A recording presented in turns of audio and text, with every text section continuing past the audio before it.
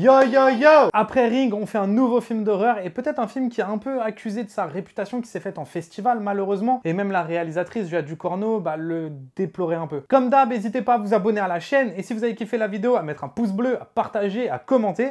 Et aussi, mine de rien, n'hésitez pas à venir nous soutenir sur les réseaux sociaux, à nous suivre, que ce soit Facebook, Twitter et surtout Instagram. Aujourd'hui, on va aborder une petite perle que j'attendais depuis très longtemps, un film d'horreur français qui est à la hauteur de ce qu'il propose. C'est Grave, de Julia Ducournau, sorti en 2017. C'est l'histoire de Justine. Dans sa famille, tout le monde est végétarien et à 16 ans, c'est une surdouée qui est déjà sur le point d'intégrer une école de vétérinaire. Après une séance de bizutage, elle va être forcée de manger de la viande crue, la première fois de sa vie. Les conséquences vont être inattendues, on va dire. C'est le premier film de la réalisatrice Julia Ducournau qui signe aussi le scénario. Et j'ai un rapport très particulier à ce film, parce que la première fois que je l'ai vu, on était avec des potes, d'ailleurs il y a Mathieu aussi, on était avec des potes donc à Gérardmer, un festival de films de fantastique dans les Vosges, qui est un festival d'ailleurs incroyable, et je vous conseille d'y aller 1000 fois, c'est trop bien là-bas. Bref, et on l'a vu là-bas, et je connaissais un peu, évidemment j'avais entendu tous les bruits de couloir qu'il y avait sur ce film, notamment que c'était un film cannibale, et j'aime pas ça, je déteste ça absolument, donc déjà j'avais peur. J'avais aussi entendu évidemment les trucs comme quoi il était ultra gore, il était ultra violent, et donc j'avais beaucoup d'appréhension dans la salle avant que le film commence, et avant même que le film commence, j'avais déjà les mains moites en fait. Donc pour vous dire un peu la sensation dans laquelle j'étais avant que le film commence. Disons que j'avais peur de revoir un nouveau Cannibal Holocaust qui m'a traumatisé ado. On était genre 10 à le voir chez un pote, je crois. Je pense qu'il a laissé personne indifférent. Bref, le film commence et au final, plus le film avance et plus je me rends compte qu'il est absolument pas comme Cannibal Holocaust, déjà d'une,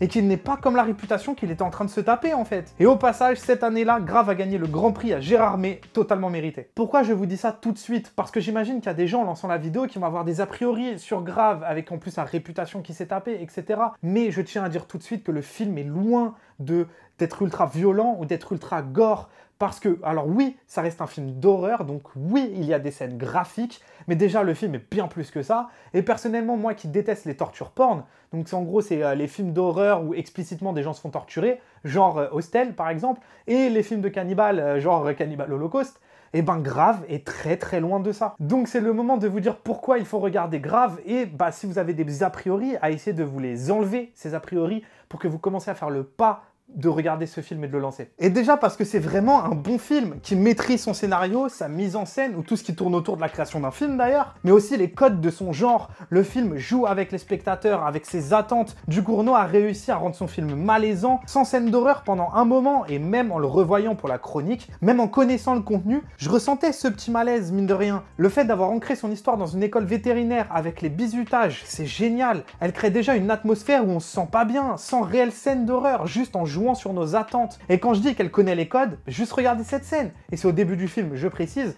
quand ils sont dans le noir avec les flashs de lumière qui éclairent déjà, pour ensuite avoir le personnage d'Alexia, la sœur de Justine, qui s'éclaire elle-même. Il n'y a absolument rien encore d'horreur dans le film, rien de ce qu'on sait du film, et pourtant, dès le début, elle joue avec ses codes et arrive à nous rendre mal à l'aise. On sent que Julia Ducournau aime l'horreur et ça rend aussi le film honnête et beaucoup plus intéressant. Le scénario aussi, qui est hyper efficace. Il se passe toujours quelque chose, ça s'enchaîne, c'est bourré d'idées, il se passe plein de trucs et c'est jamais au détriment des personnages surtout. C'est toujours des scènes qui vont justement de plus en plus les caractériser et nous les faire connaître un peu plus. Il aborde aussi de grands thèmes. Alors oui, le cannibalisme reste le thème principal et premier du film. Et d'ailleurs, en regardant des interviews de Julia Ducournau avant la chronique, elle-même, elle le dit, c'était vraiment un film sur le cannibalisme d'abord qu'elle voulait faire. D'après elle, quand on s'amuse à mordre quelqu'un, elle dit qu'il y a toujours un espèce de chatouillement derrière les gencives, comme si c'était un appel à aller plus loin. Évidemment, la raison nous en empêche d'aller plus loin et de vraiment mordre la personne, mais qu'est-ce qui se passerait si finalement on succombait à la tentation et on croquait réellement quelqu'un? Parce que pour elle, c'est fascinant cet interdit humain de poser la question, est-ce que les cannibales sont moins humains que les autres? Parce que si on considère les cannibales comme des humains, parce qu'au final, c'est ce qu'ils sont, quelle est la différence entre moi et eux? Et je trouve ce questionnement absolument incroyable, quelle envie de titiller la conscience collective avec un tabou de l'humanité. Bah déjà, respect en fait. Et les artistes sont là pour ça aussi, nous mettre sous le nez des questionnements qu'on a envie d'enfouir dans notre subconscient. Mais le film est loin d'être que ça, il aborde aussi de grands thèmes comme la famille, la relation entre deux sœurs, la découverte de sa féminité, comme la découverte de soi tout simplement. Évidemment qu'il y a aussi une lecture autour du véganisme, mais pourtant sa volonté n'était pas du tout là à Julia Ducournau. Comme elle le dit elle-même encore, c'est juste un outil de storytelling. Parce que si ton personnage devient cannibale, bah c'est intéressant qu'au départ il soit l'inverse complet de cannibale. Mais c'est aussi pour moi ce qui prouve au passage que le film est incroyable. Il se permet d'avoir différents niveaux de lecture selon nos croyances, selon notre passé ou notre présent. Ça prouve aussi à quel point quand une œuvre d'art en général est finie, elle n'appartient plus à son auteur, elle est livrée au monde et chacun en fait son interprétation. Et puis le film a un vrai travail sur le son, rien que quand Justine se gratte par exemple, tout le rapport au corps aussi du film et des codes du body horror et sa lumière, elle est vraiment belle. Ils ont réussi à créer une vraie esthétique sans rendre le film esthétisant, rien qu'au travers de leur chambre d'étudiants par exemple, qui est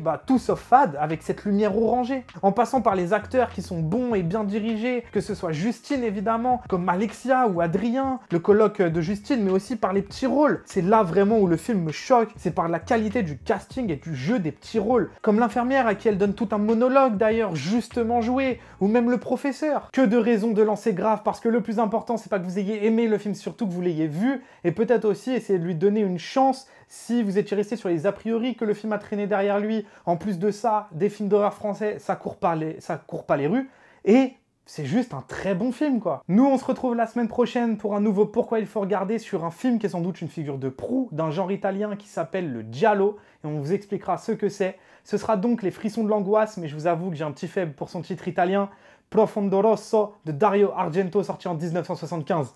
Banks!